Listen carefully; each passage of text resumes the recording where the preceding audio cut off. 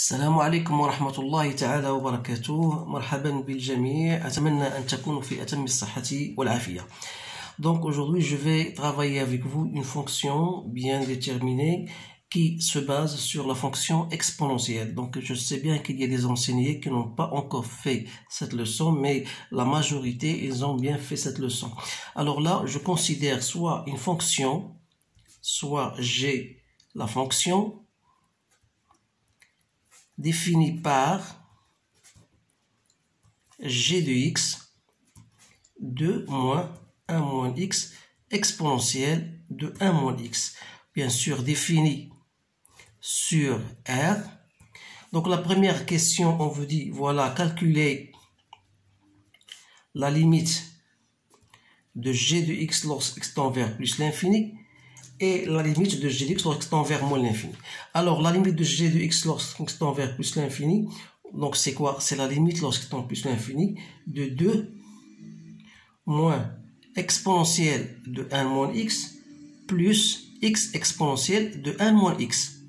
Alors là, je sais que la limite lorsqu'on tend vers plus l'infini de x exponentielle de 1 moins x, je peux l'écrire comme étant, voilà, la limite de x plus l'infini de 1 moins x exponentielle de 1 moins x fois x sur 1 moins x. Pourquoi j'ai fait cela? C'est tout simplement pour poser 1 moins x comme étant t, et lorsque t tend vers plus l'infini, lorsque x tend vers plus l'infini, t tend vers moins l'infini. Vous savez que la limite de t exponentielle de t, lorsque t tend vers moins l'infini, égale à 0.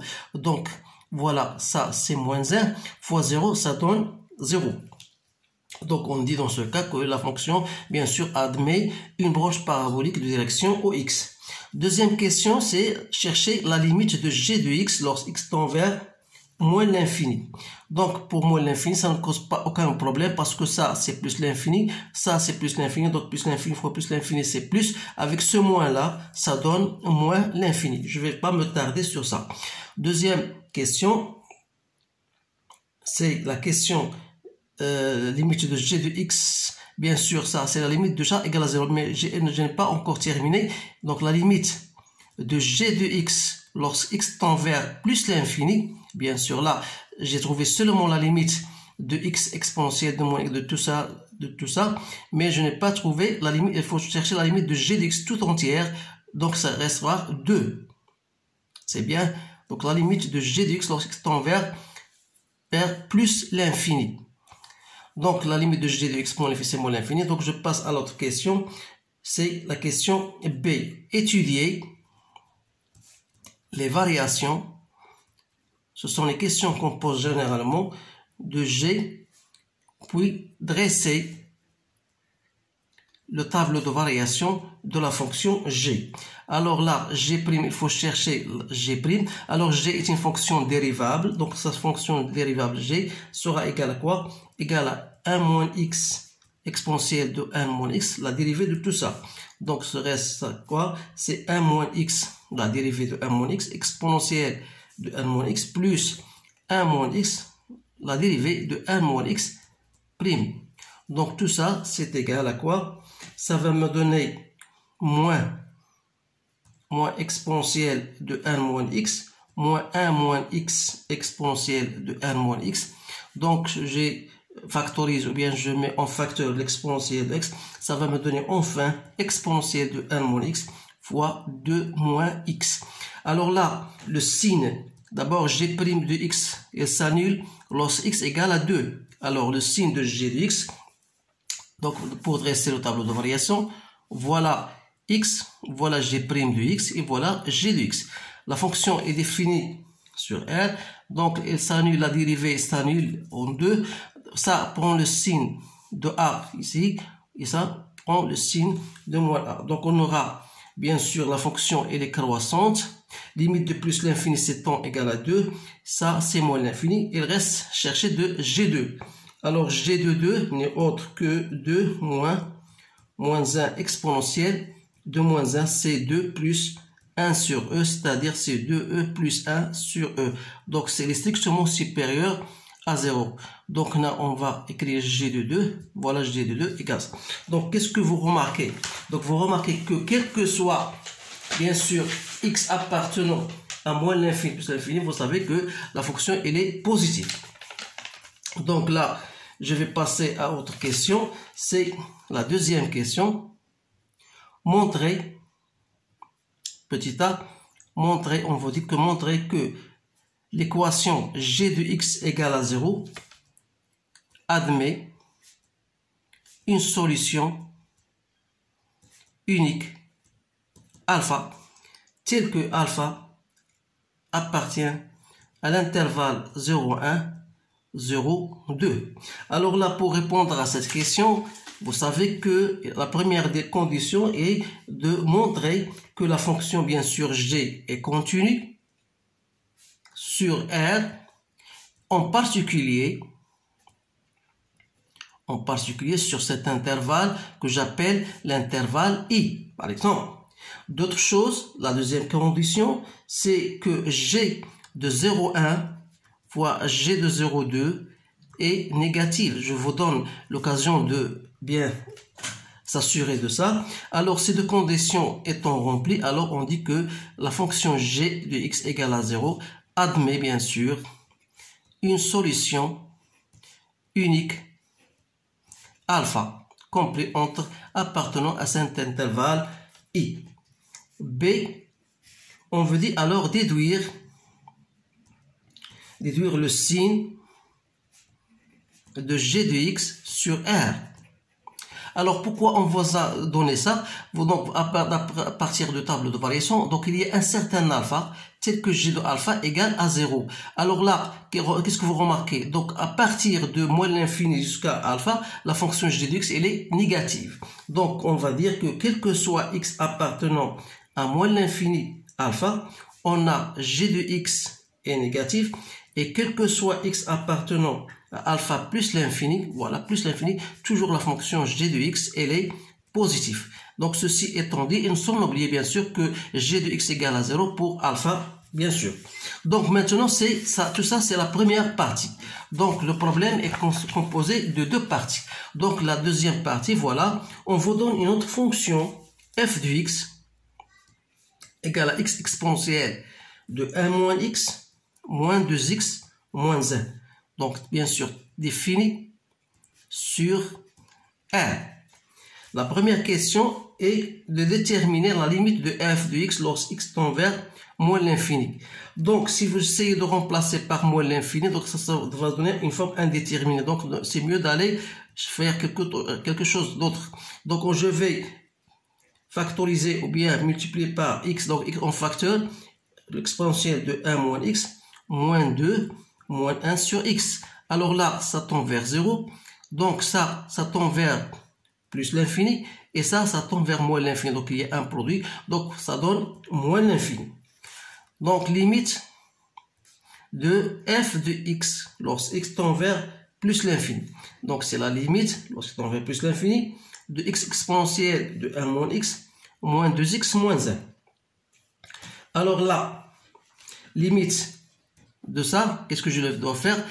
Je dois je dois faire apparaître 1 moins x exponentielle de 1 moins x multiplié par x sur 1 moins x moins 2x moins 1. Alors là, limite de t, si je vous posais t égale à 1 moins x, lorsque x tend vers plus l'infini, t moins l'infini, donc ça vous donne 0, ça vous donne moins 1, donc il reste x plus l'infini, donc ça vous donne moins l'infini. Donc voilà la limite de f de x. Maintenant, la deuxième question, montrer que quel que soit x appartenant à R, on a f' de x égale à moins g de x.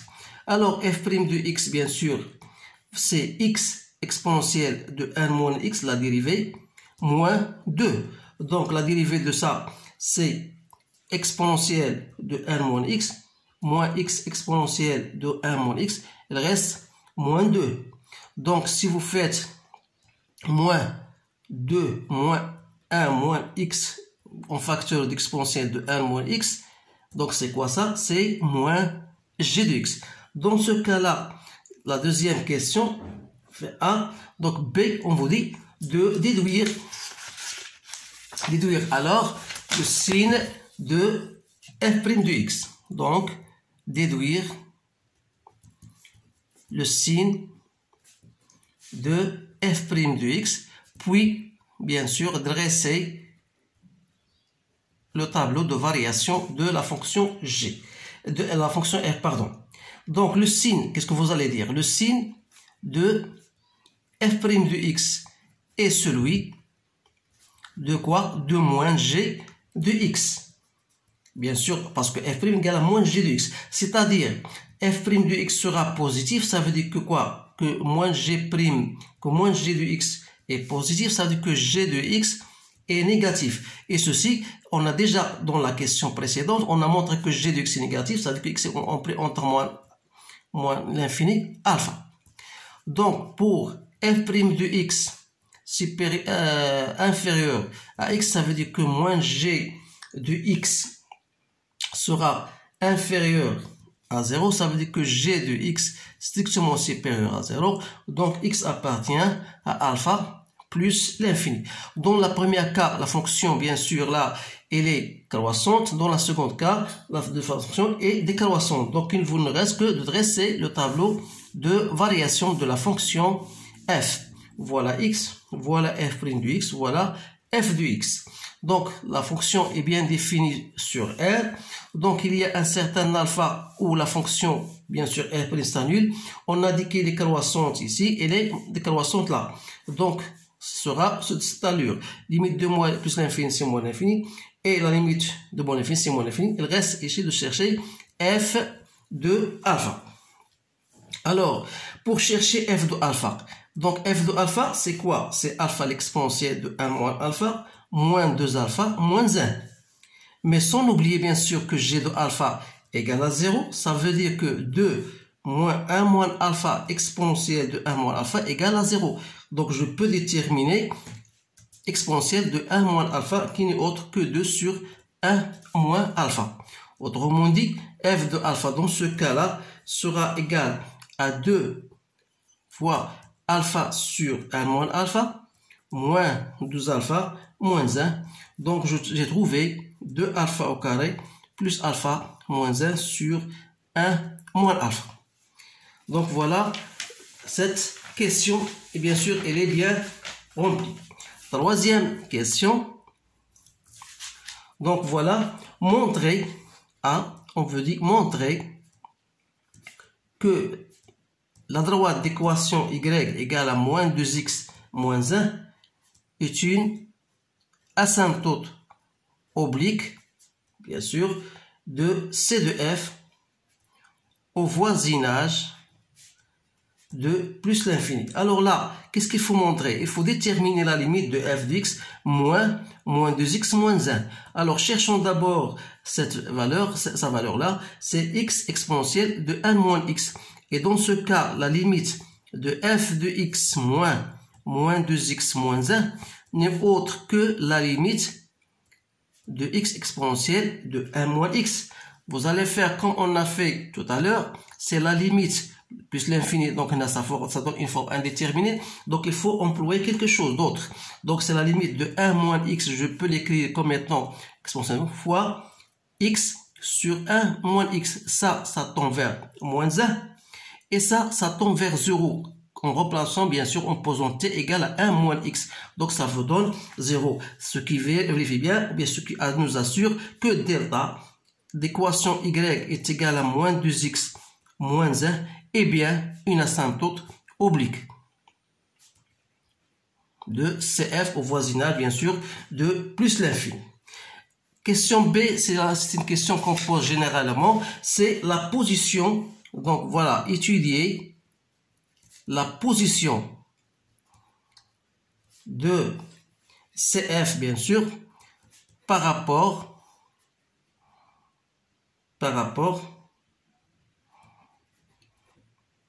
à delta. Alors là, pour étudier la position, ça veut dire quoi? La position, ça veut dire est-ce que CF sera au-dessus ou bien au-dessous de delta? Alors là, vous êtes obligé de chercher f de x moins y, qui n'est autre que l'exponentielle de 1 moins x. Alors là, il faut chercher où il y a, quand est-ce que sera positif et quand est-ce que sera négatif. Donc, f de x moins y, il est positif. Ça veut dire que x est strictement supérieur à 0. Alors là, c'est-à-dire que c de f sera au-dessus de delta. Si f de x moins y est inférieur à 0, alors x est inférieur à 0. Dans ce cas, c de f est inférieur à delta. Quatrième question. Déterminer, bien sûr, si vous voulez, c'est pas obligé, mais si vous voulez déterminer l'équation de la tangente au point, par exemple, au point 0. Donc au point 0, donc c'est une question gratuite pour savoir si vous êtes capable de terminer l'équation de la tangente. L'équation de la tangente au point n'importe quel point, c'est f' de 0 fois x moins x0 plus f de 0. Comme f' de 0, c'est quoi? C'est moins g de 0 fois x plus f de 0, c'est moins 1. Donc y sera égal à moins 2 moins e x moins 1, ou plutôt e moins 2 x moins 1. Donc ça, c'est l'équation de la tangente, c'est pour ça. Donc il ne reste que de tracer, bien sûr, la courbe représentative de cette fonction-là.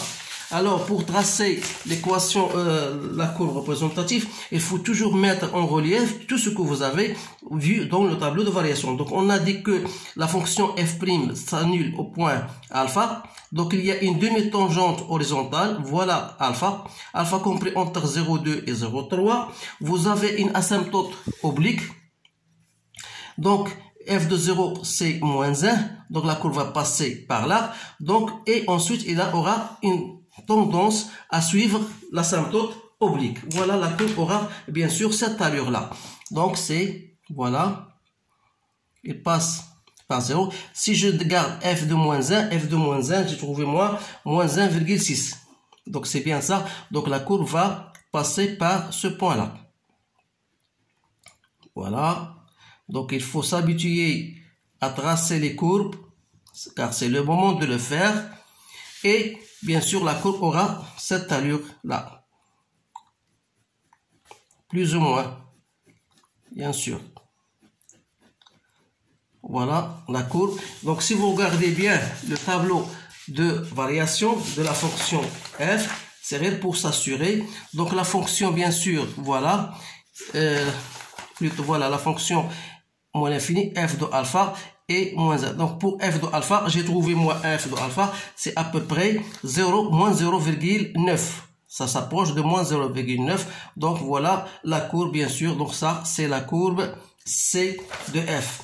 Donc, c'est tout ce qu'il y a dans cet exercice. Je pense que c'est un exercice plus ou moins compliqué. Il y a des questions qui se posent vraiment de temps à autre et surtout les examens nationaux. Alors là, je vous conseille de bien suivre la méthode directe de cet exercice. Donc, alors, faites bien un effort pour répondre aux questions posées et bien sûr, après, vous comparez vos résultats avec les miens. Donc, je vous laisse. À bientôt et merci bien de votre attention.